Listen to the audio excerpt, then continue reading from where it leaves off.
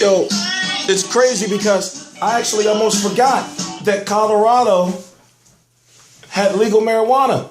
And Mike Mile High Alvarado is from Colorado. So if you don't know, he was locked up.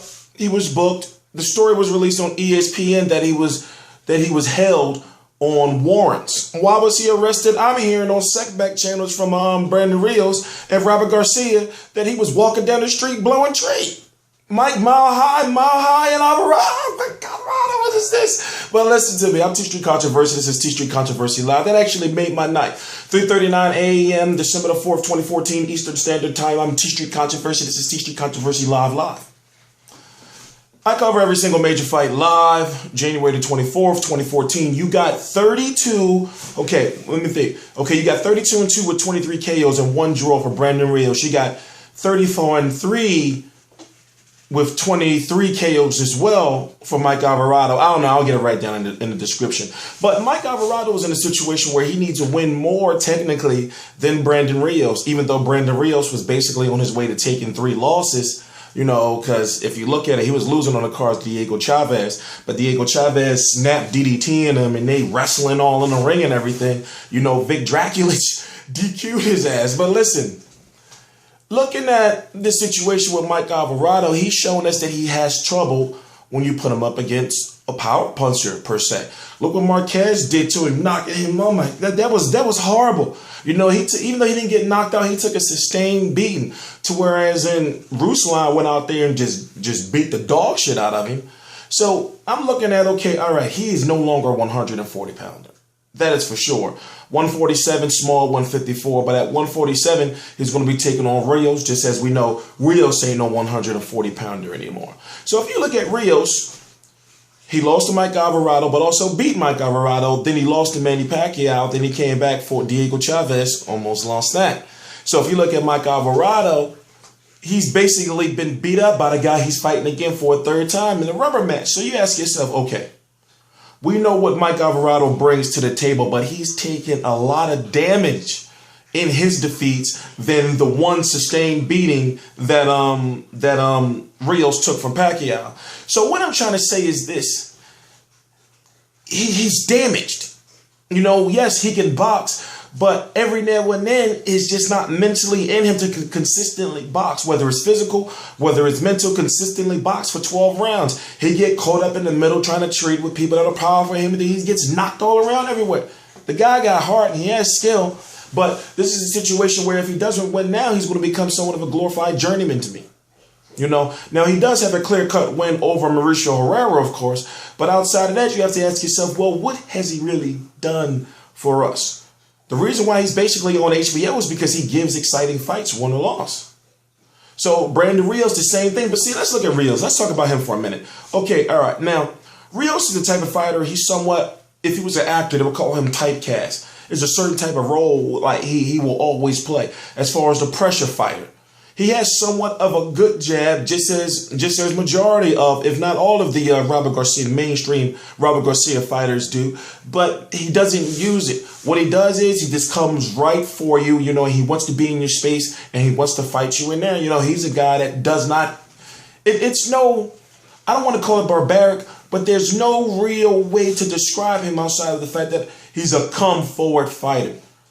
You know, he's going to keep there. And also, he's one of them type of come forward fighters where he doesn't, like, it's not really intense to the point where, look at Mayweather versus Maidana 1. How Maidana, and same thing with Maidana versus Broner, how he just came out there and just went straight for him.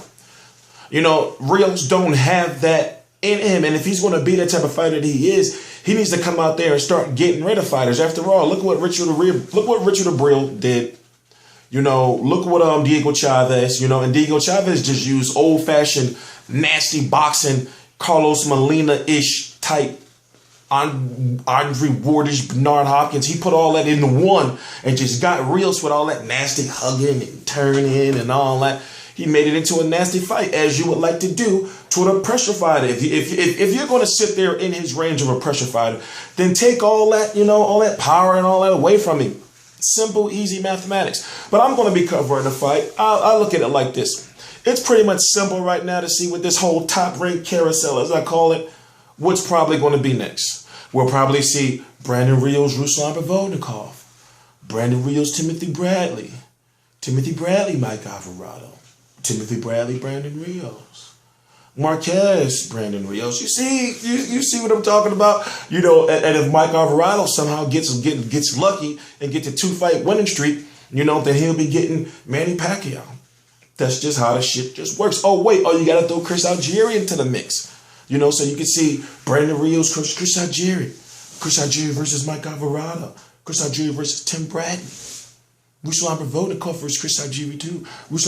See, it just keeps going on and on and on. Oh, and throw Jesse Vargas into the mix. So you get Jesse Vargas versus Tim Bradley. You can get Jesse Vargas versus Mike Alvarado. You can get Jesse Vargas versus Brandon Rios. And I know I'm probably missing some names, but I'm not going to do them all. Oh, Terrence Crawford. You can get Terrence Crawford versus Mike Alvarado. You get Terrence Crawford versus Brandon Rios. Very big fight. Imagine Terrence Crawford versus Timothy Bradley. You see, the carousel.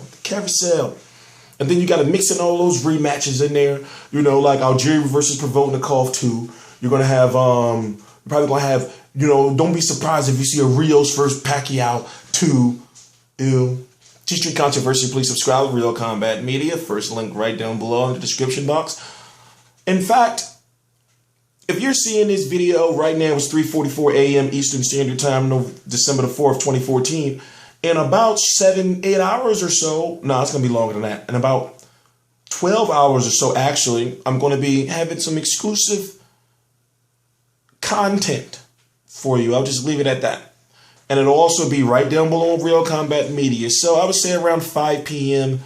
to between 5 and 7 p.m. Eastern Standard Time. It's going to be some exclusive content. Oh, as far as who I got winning, I got Brandon Rios. Simple as that. I feel Brandon Rios has more of the extra hungerness, the aggression, you know, to stop Mike Alvarado badly this time. Because, you know, I'm just saying, Mike Alvarado looks damaged, yo. It's just something not there anymore. You know, especially he's taking a sustained beating like he did for Marquez and then Provodnikov. Oh, man. But T-Street Controversy, big balls to him for taking a fight like this, you know, after taking a loss. T-Street Controversy lost.